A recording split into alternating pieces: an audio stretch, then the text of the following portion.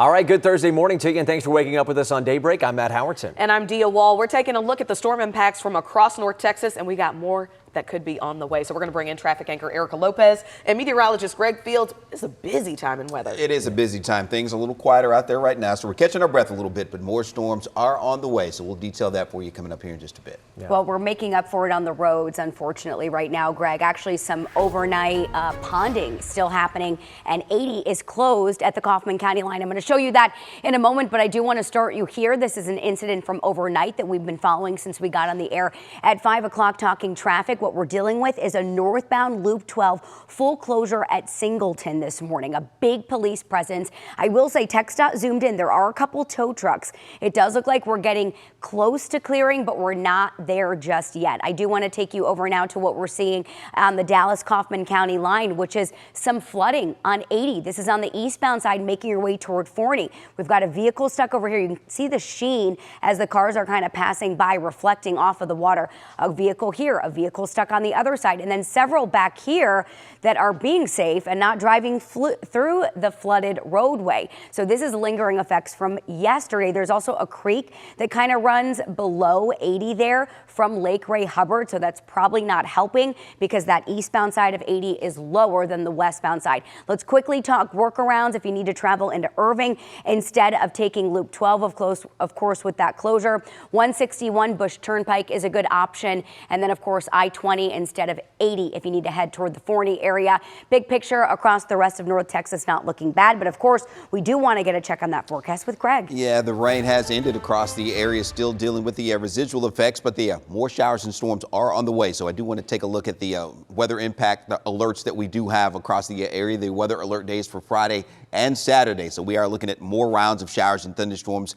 beginning to Friday, going into Friday night and Saturday. So we'll detail the timing with that for you coming up. But that severe potential is going to be there. Hail, damaging winds, some locally heavy rain as well will be a concern for us. So make sure you do stay updated as we continue to update the forecast through the day and heading on into tomorrow. So that's tomorrow. For today, though, heading out, things have quieted down quite a bit. As I mentioned, 66 degrees we're looking at, taking you on out to Fort Worth right now. Those southeast winds, so no rain, no thunderstorms around to slow you down. Now, what was left has moved on out into Oklahoma, has weakened up into portions of our northeastern counties, had some overnight showers and thunderstorms, but all that has tapered off. Now, we'll still hold on to some low wind rain chances for today with those temperatures starting out in the upper 60s. So the kids heading off to the bus stop, maybe the umbrella later today. Coverage, though, only about 20, maybe 30% as we head into the afternoon. And we're not anticipating anything severe today either. So that's the good news. But again, we'll talk more about the showers and storms coming our way heading into the weekend in just a bit. But now, Matt and Dia, back to you. All right, Greg, thank you.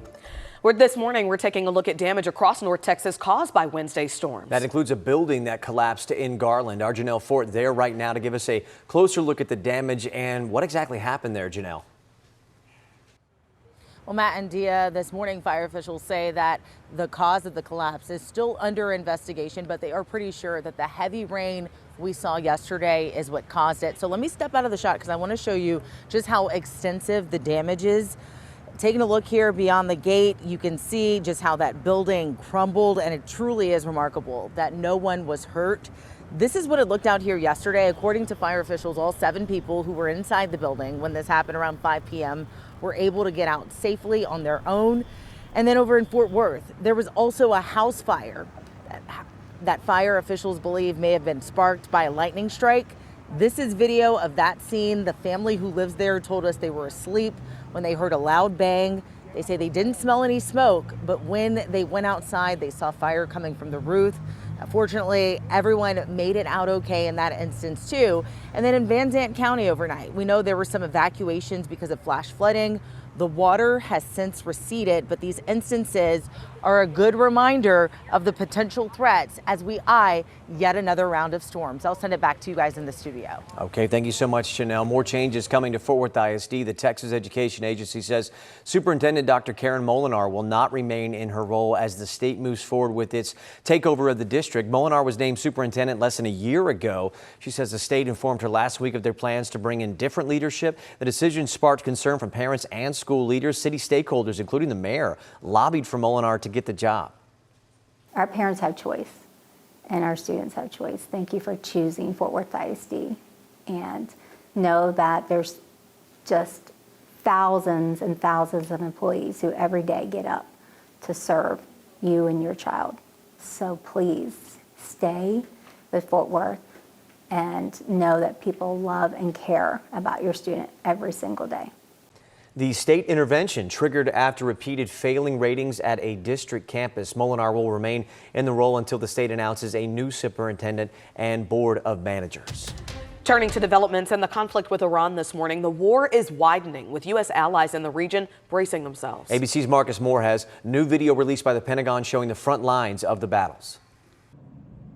Overnight, new video of U.S. forces destroying what the Pentagon describes as an advanced Iranian warship. The U.S. says 20 Iranian naval vessels have now been sunk, including this Iranian ship in the Indian Ocean, torpedoed by a U.S. submarine, the first such attack by the Navy since 1945. U.S. officials also ramping up the war effort over land, vowing to strike deeper inside Iran, releasing this video of long-range precision strike missiles being used in combat for the first time. It's a great display of military strength. Iran overnight launching more missiles toward Israel and Saudi Arabia as the State Department announced the first chartered flight carrying American evacuees had departed the Middle East. To be here, close to a week later is definitely disheartening. Here in Qatar, I met Ryan Blackman from Frisco, Texas. He's hoping to get home to his wife and 3 kids. I have hopes that every day is going to be the last day, that I'll be here and ultimately get to go back home. Thousands of Americans across 14 countries are urgently trying to flee the region. Sarah Monti from Nashville says a missile narrowly missed her hotel in Dubai. I have a video of a missile that was deflected right off of our balcony. It was something that you never think you're going to live through. It's nerve-wracking to say the least. Marcus Moore, ABC News, Doha. Now let's get to 3 things you need to know this morning. Democratic lawmakers are pushing to close an ICE detention center in Texas because of a measles outbreak. That detention center is at Fort Bliss in El Paso. At least 14 cases of measles have been reported, and more than 100 who were exposed to the virus have been isolated. The facility is now closed to visitors and attorneys. Legendary football coach Lou Holtz has died. Holtz coached 6 major colleges to bowl games in iconic fashion, including reviving Notre Dame to an undefeated season and national championship in 1988. Holtz was 89 years old.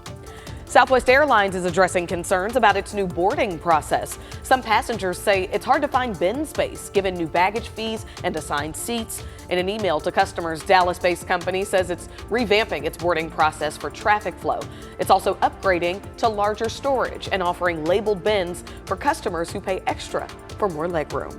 It's very interesting because obviously Southwest was a maverick for allowing bags to fly free. Now they're doing all of these fees included with their ticket sales. A lot of customers, I think, are kind of, get a little sticker shock when they book. Everything, another fee, another one, another one. Yeah, but hey, Love Field is still a nice place to fly out if you enjoy that kind of thing. All right, time right now on this Thursday, 5:38 in the morning. Ahead on Daybreak, a $1 billion debate at Dallas City Hall leads to a marathon meeting. At 6, what the City Council just voted to do as City Hall repairs loom large. And the Dallas Stars are on fire at 5:50. The hottest team in the NHL just hit a milestone the franchise has never reached before. Yeah, not too bad at all for that morning commute out there. We are giving you that green light. We are warm out there with those mid-60s, but the rain is holding off for now, but more showers and thunderstorms in the forecast, so we'll talk more about it coming up after the break. And this morning, I want to show you the big map here, showing you a lot of green out here overall. But I do want to give anyone who plans to travel on 80 eastbound toward 40 at the Dallas-Kaufman County line here to be warned. We have standing water still closing eastbound lanes, and there are a few stuck cars. We're going to talk more about this coming up in my full report.